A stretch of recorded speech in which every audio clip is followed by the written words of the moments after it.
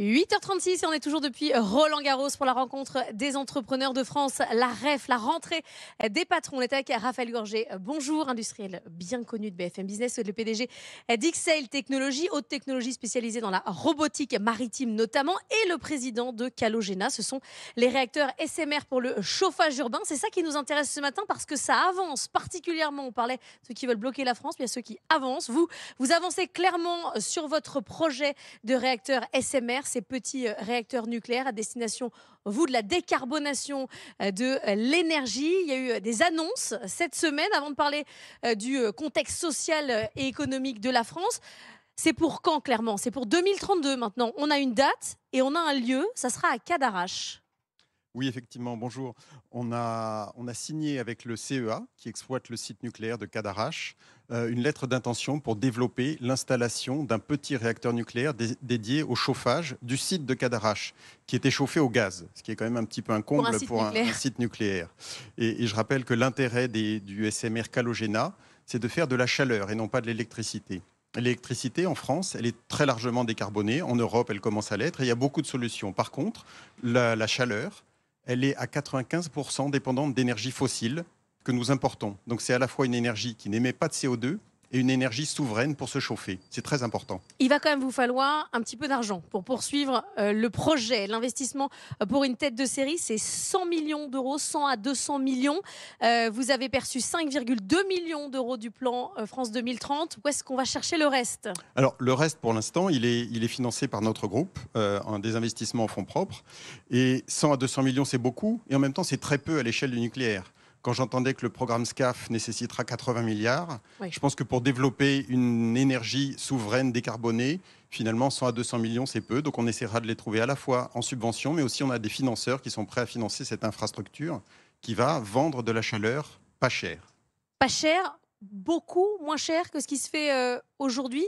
Beaucoup moins cher, c'est-à-dire sans même prendre en compte des subventions éventuelles pour une énergie décarbonée, on vise un prix du mégawatt-heure de 60 euros, là où aujourd'hui en France, le prix moyen est à 110. Donc c'est la moitié. Comment c'est technologiquement possible? Tout simplement avec l'efficacité du concept que l'on a développé. Une réaction de fission nucléaire, ça ne fait qu'une chose, ça ne fait de la chaleur. Ça ne fait que de la chaleur. Cette chaleur, on la transforme souvent en électricité avec une turbine, mais on perd à cette occasion plus de 60% de l'énergie. Là, 100% de la chaleur de la réaction nucléaire va être utilisée pour chauffer de l'eau. Et donc, il y a très peu de pertes. Un réacteur qui, au passage, va être extrêmement simple, donc extrêmement sûr, et avec une efficacité remarquable qui, du coup, du fait du faible coût de l'énergie nucléaire, va permettre d'être extrêmement compétitif. Cadarache, ça coche toutes les cases parce que, bon, évidemment, il y a le CEA, donc pour aller chercher des fonds, peut-être que c'est un tampon Mmh. qui est pratique. Le site est déjà un site nucléaire. Pour l'acceptabilité sociale, c'est aussi important. Puis potentiellement, vous avez peut-être des compétences à portée de main. Oui, en termes de sécurisation du site, c'est très important. En termes d'acceptabilité, bien sûr, les populations qui vivent à proximité de sites nucléaires sont très friands d'installations nucléaires parce qu'elles ont pu constater l'innocuité de ce type d'installation. Et c'est vrai que dans un environnement avec un personnel qui est déjà bien formé, dans une région qui culturellement est assez développée dans le nucléaire, c'est un site assez idéal. Il y a deux autres lettres d'intention déjà qui ont été signées par une autre ville française dans le Grand Est et puis une ville finlandaise. Mais ce qui nous occupe aussi, c'est cet appel d'offres qui nous vient d'Helsinki sur lequel vous êtes positionné. Là, c'est pour un énorme projet.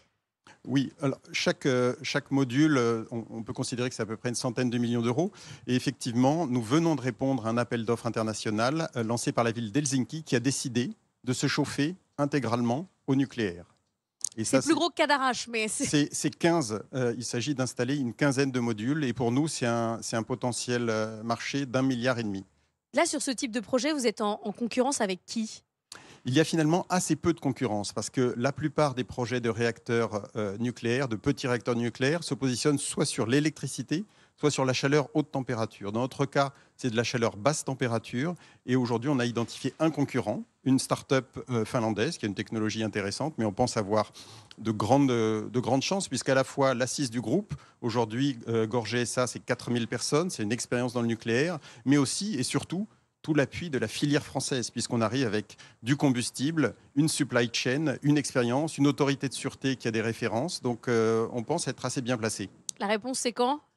Il va y avoir des phases successives, mais une première étape avant la fin de l'année. D'accord, donc ça pourrait être quand même un contrat à plus d'1,5 milliard d'euros, c'est ce que vous nous dites? Sans doute pas une certitude d'ici la fin de l'année, Ouais. mais en tout cas, le fait d'être sélectionné en phase finale pourrait arriver assez vite. Alors, l'ambiance ici à Roland-Garros, on peut le dire, hein, elle est assez maussade, c'est un peu comme, comme le temps ce matin. Vous faites partie des entrepreneurs français avec des technologies de pointe dans ce qu'on a à peu près de mieux dans l'industrie française, dans ce qu'on vend à l'étranger. Quand vous sentez ici l'état d'esprit, vous êtes dans le même sens, vous vous sentez décalé. Comment vous ressentez cette rentrée?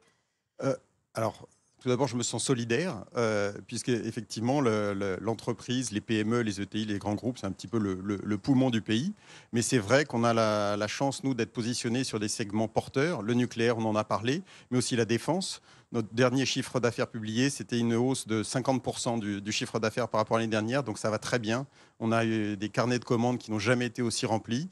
Donc, en ce qui concerne le groupe, ça va extrêmement bien en ce moment. Vous gardez l'optimisme, il faut que vous le diffusiez peut-être ici à Roland-Garros. Merci beaucoup Raphaël Gorgé d'être venu ce matin dans la matinale de l'économie.